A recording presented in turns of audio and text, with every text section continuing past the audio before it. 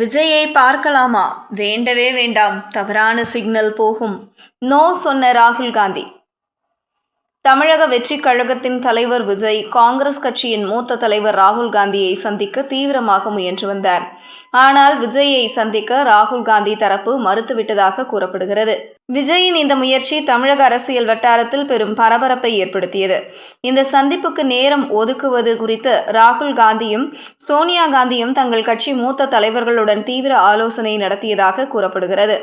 அவ்வாறு நேரம் ஒதுக்கினால் அது தவறான சமீட்சையை அளிக்கும் என்பதால் ராகுல் காந்தி விஜயை சந்திக்கும் திட்டத்தை கைவிட்டதாக அரசியல் வட்டாரங்கள் தெரிவிக்கின்றன.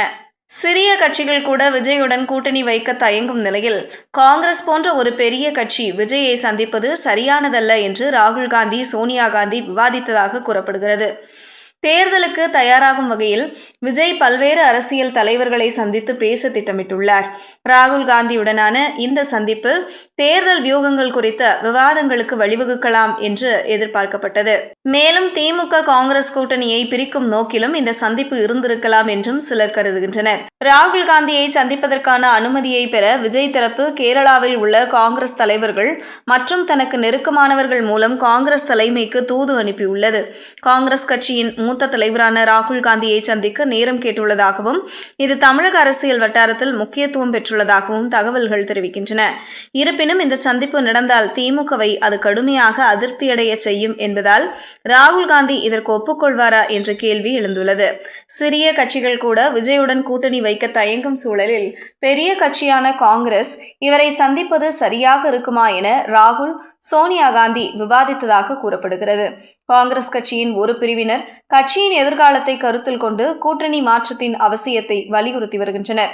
கட்சி அழிந்து கொண்டிருக்கிறது. காங்கிரஸ் வளர வேண்டும் என்றால் திமுக கூட்டணியில் இருந்து வெளியே வர வேண்டும்.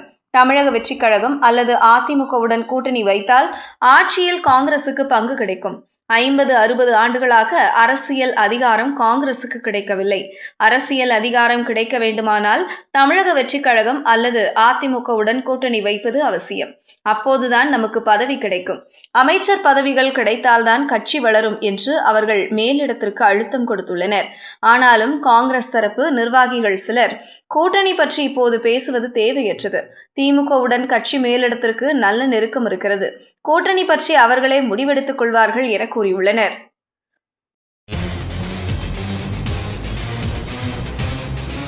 செய்திகளை உடனுக்குடனும் துல்லியமாகவும் தெரிந்து கொள்ள News 10 தமிழ் சேனலை பின்தொடருங்கள்.